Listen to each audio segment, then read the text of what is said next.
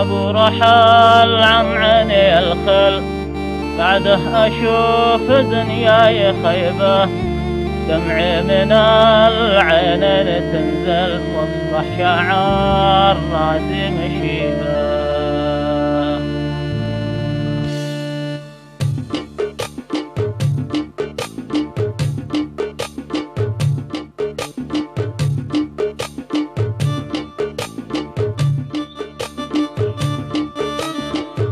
ابو رحال عن عيني الخل، بعده اشوف دنياي خيبه، دمعي من العينين تنزل، واصبح شعار راسي مشيبه. احزان باتت فيني واصل، والروح في جسمي صويبه، البعد والفرقه بتقتل، والعقل يبقى في كأوبه.